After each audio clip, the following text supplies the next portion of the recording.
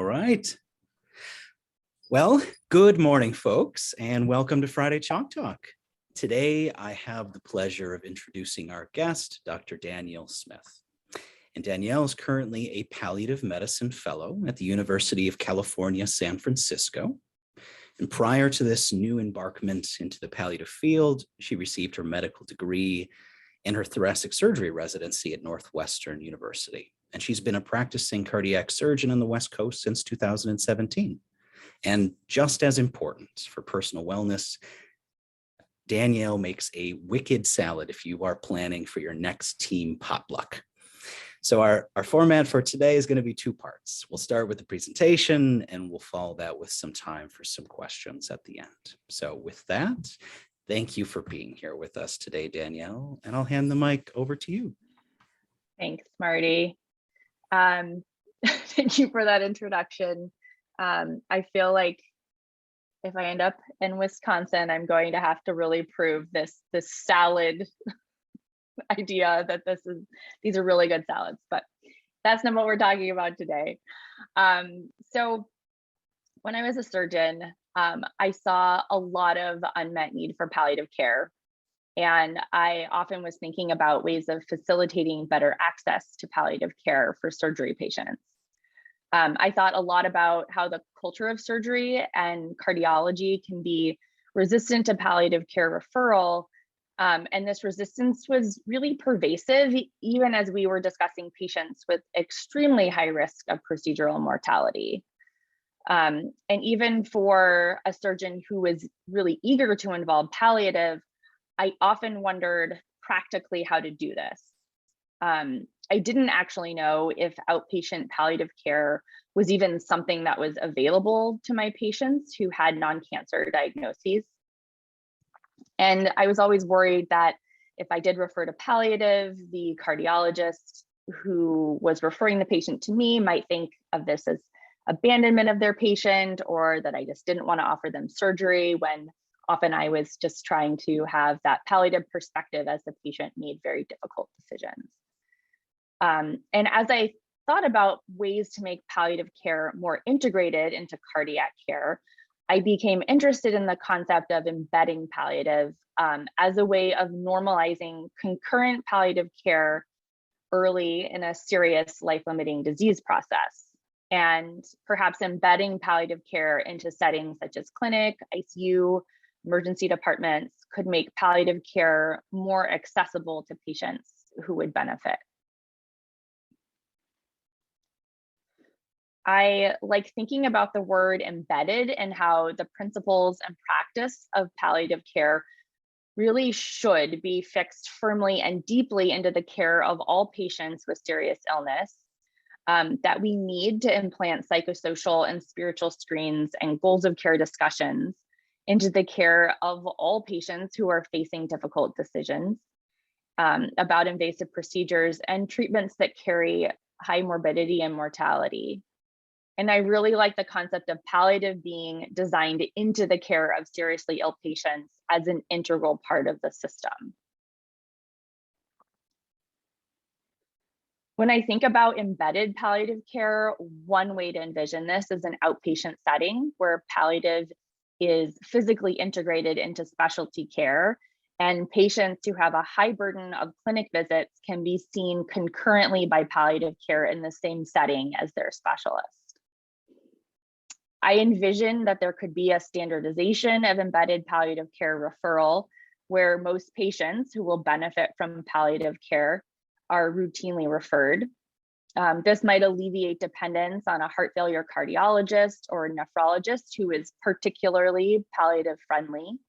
And maybe just the physical presence of palliative care providers in a clinic or a multidisciplinary rounds could go a long way to normalize palliative involvement in specialty care. Embedding palliative care could also be the key to associating palliative with serious illness that is not necessarily end of life. Skeptical referring physicians might become accustomed to seeing patients receiving palliative care alongside life-prolonging care and interventions with curative intent. I'm really excited about the possibility that embedded palliative care could facilitate communication and collaboration that improves patient care, making palliative a more integrated part of a multidisciplinary team. Embedded palliative care has the potential to give patients highly integrated care that's not redundant, not fragmented, and is truly high quality. I also think about patients in the consultative palliative care model who may not have the opportunity to learn what palliative care is before being referred outside of their specialty service. So these patients might have no concept of palliative care and how it can support them. And patients already overwhelmed with multiple appointments might be referred to palliative care and decide to never come to the initial visit because of the high burden of appointments that they already have. And I wonder if embedding palliative care within their specialty service could help bypass this issue. In addition to all of the potential patient benefits, there was one international study that showed increased job satisfaction for medical oncologists that correlated with access to on-site palliative care in their oncology clinics. I'm sure it's no surprise to this group that palliative care consultation might be beneficial to the well-being of our referring colleagues as well as to our shared patients.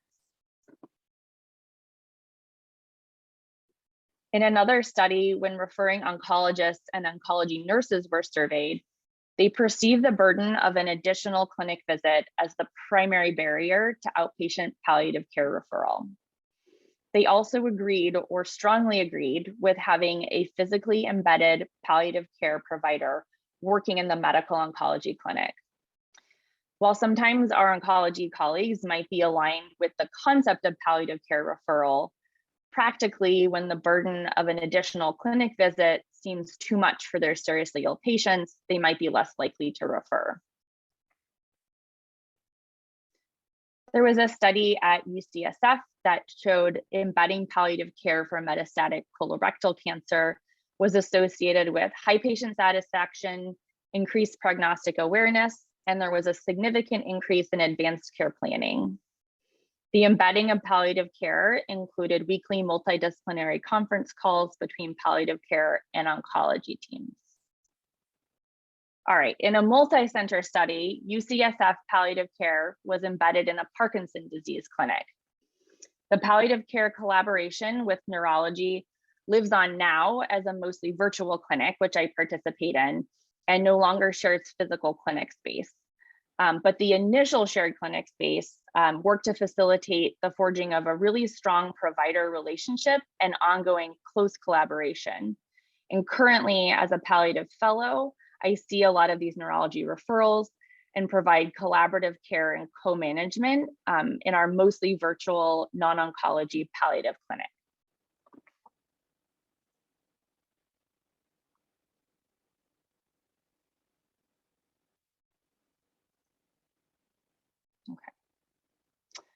In my career thus far, I've seen a high unmet need for palliative care in the heart failure population. And I was happy to see that Cleveland Clinic, who is obviously a huge leader in cardiac care, has tested the embedded palliative heart failure clinic model. They physically embedded palliative care in co-occupied clinic space. Referral was made subjectively by cardiologist discretion and without any mandatory referrals or triggers. In their experience, they reported pain management and advanced care planning as the most frequently addressed issues. I hope that this study will help establish the feasibility of integrating palliative care with heart failure care. In a Canadian hospital, they showed that inpatient heart failure admission was a reasonable referral point to a palliative care embedded heart failure clinic. This study supports the idea that embedded palliative care in a heart failure clinic is actually feasible. And importantly, it was positively viewed by patients and by the cardiology team. It also appeared to broaden an understanding for the role of palliative care in the heart failure population. Renal failure is another area where patients have a high burden of advanced care planning needs and where palliative care could benefit. Patients on HD are also in a dialysis unit 3 times a week, and there's a great opportunity to embed palliative care consultation. In this Mayo Clinic study, a palliative care physician was embedded in a dialysis unit. Code status and goals of care were addressed in nearly all patients, where prior to embedded palliative care intervention, only about 2/3 or about 1/3 had documented goals of care. There are other examples of embedded palliative care in advanced kidney disease. At NYU and University of Pittsburgh, they have employed nephrologists with specialty palliative care training for primary palliative care. And an Australian governmental healthcare system has an embedded kidney palliative care model where they utilize a palliative care specialist. Also in Australia, the Royal Melbourne Hospital initiated a fully integrated respiratory and palliative care service for advanced lung disease. This created a single point of access based in the Australian teaching hospital and home-based care. And this new model was associated with improved end-of-life care.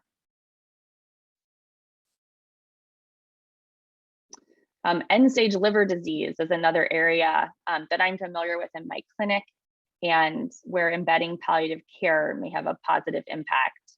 The PAL liver clinical trial is comparing primary palliative care by hepatologists with palliative care trained individuals in the traditional consultative palliative care model. This study broadens the term embedded by utilizing palliative care training of primary liver specialists. This is especially important as a major barrier to widespread embedded or consultative palliative care is a vastly understaffed palliative care workforce, as we all know. Embedded palliative care might also look like a structured protocol that initiates screening and intervention for all ICU patients.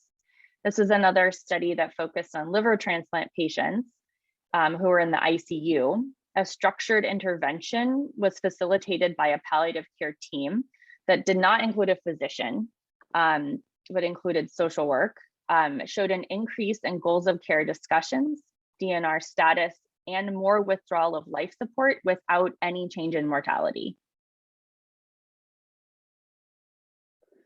Continuing with the ICU theme, Kaiser Permanente in Hawaii implemented a daily ICU checklist for early surrogate designation and proactive ICU family meetings within 72 hours.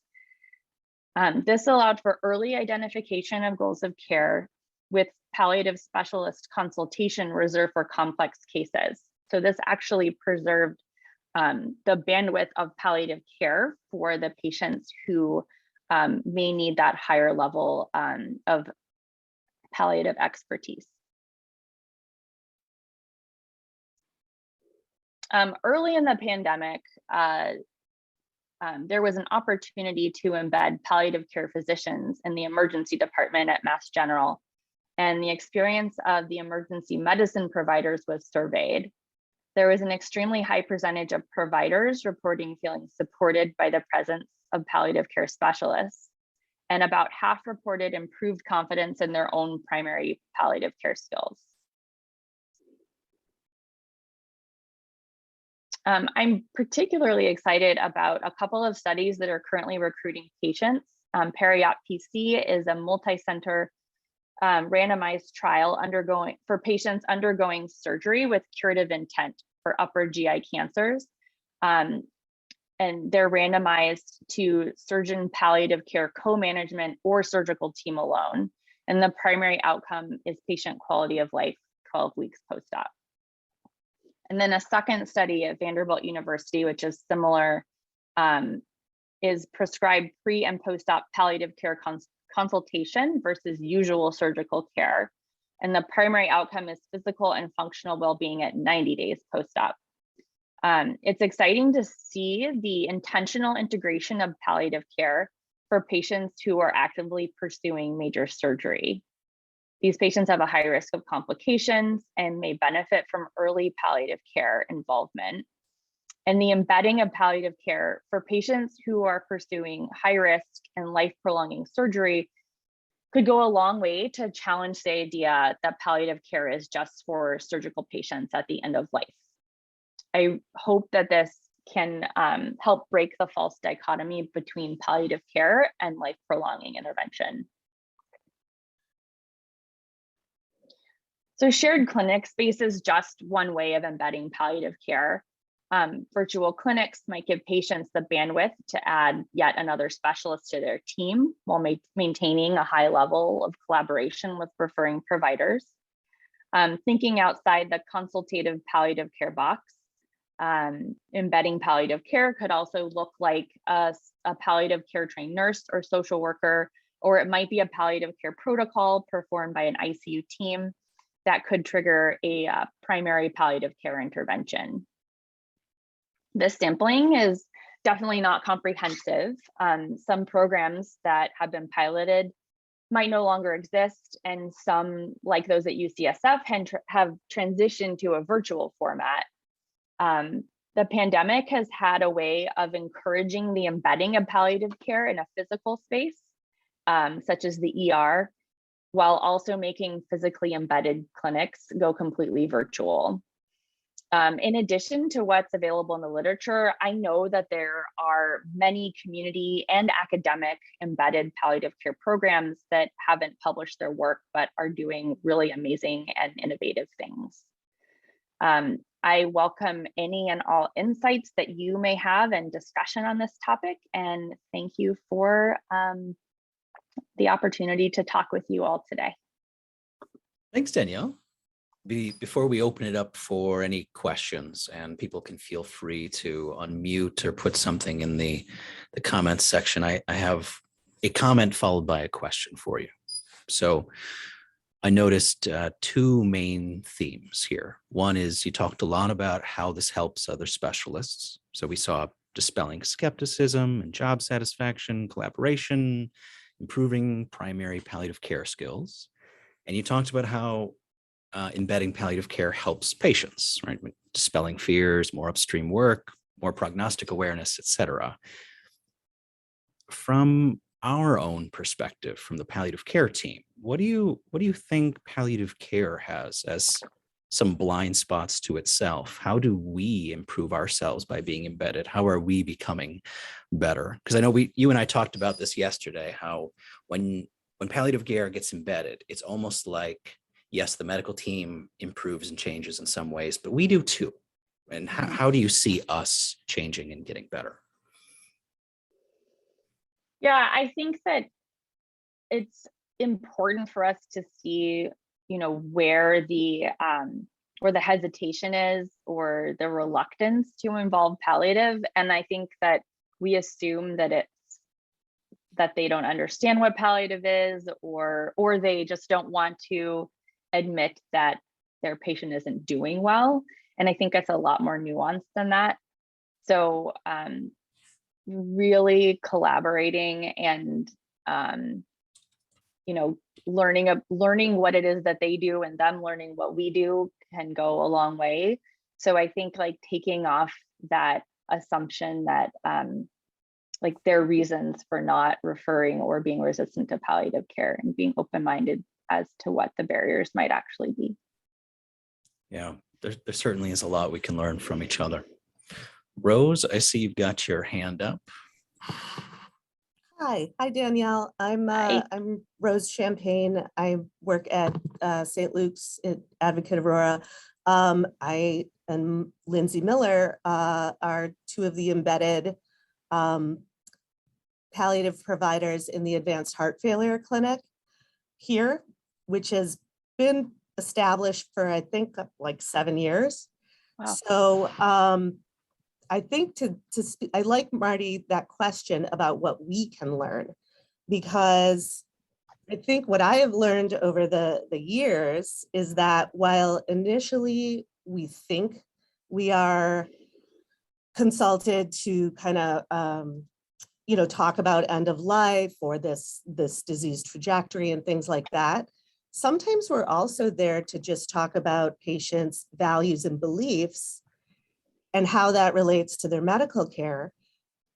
And then what is kind of fun about what we do is sometimes people decide these advanced options are not for me. And then some people decide, yeah, you've actually explained this in a really good way. And yeah, I'm willing to have an evaluation for transplant. So for us, the level that we learn about transplant, LVADs, cardiology in general, gives us tools that we can translate those things to patients in layman's terms, and also talk about them integrated with their values, beliefs, how they want to be treated medically. And I would say, to your point, Jerry, in advanced heart failure versus general cardiology, vast differences in how they see palliative care. Advanced heart failure, while there are definitely some blind spots, gets us. Where general cards, consistently an issue, unfortunately. And that's just my opinion, but that's kind of my 2 cents. And I would say that we are fully integrated in that team, and they do see our value. And I would, in fact, even include CT surgery in that. Because we do sometimes get consulted on folks that aren't advanced heart failure, but CT surgery knows us. And so if there is a case, they may feel comfortable incorporating us, because I think they have the knowledge that we're not going to come in and be like, I'm here to get the DNR, like they know that we're not going to just talk about end of life, but also maybe what their options all are. Yeah, that's amazing. I'm so glad to hear that that clinic is established and that you have that type of relationship. Hey, thank you, Rose. And I agree with Rose. Marty's question was actually better than mine. And if I could take the mic off liberty of saying that is the key question. I think, and I'm not projecting my own experiences onto everybody else here, but I think there has been a tendency in parts of my career where palliative care comes in and comes across as, hey, we're the brave new world of how to do things here. And it can come across as kind of arrogant, which sets up a barrier, which is not what we want to do. So I think for Marty's question, I think we do need to be deferential and at the same time diplomatically manifest and show what we can contribute. But I think Rose partially answered it, but I agree with you. And it resonated with me, Danielle, when you said that, I think you used the term that in many circles, cardiologists see, even the reference still today in some circles, palliative care is abandoning patients somehow. And so my question was basically, do you think the principles of establishing quality embedded care, palliative care, across primary care and the specialties, just taking the best of that applies? Or do you think there's some specific things that we should be doing when we talk about interacting and working with cardiology heart folks? Well, I think that there's this kind of establishment, like Rose was saying, where once they know what we're doing and what our value is, then they feel more comfortable. So there has to be some kind of, like, we kind of have to get in there and to not be a threat. And of course, like, we have to come in, not being like, we know all the answers. We're here to learn from you and try to figure out how we can provide the best care for patients together. So there has to be some amount of just like presence. And I think that's the key to figuring out which patients we can really serve and really change the culture. I also think there's this really important role for education in medical school and in residencies and fellowships. So specifically for cardiology, having a cardiology fellow do a 2-week palliative rotation, or, making that a more standardized part of training. All right, Danielle, thank you for your time with us today. We really appreciate you being here with us. Oh, thank you so much. Absolutely. Have a wonderful All right. weekend, everybody. Yeah.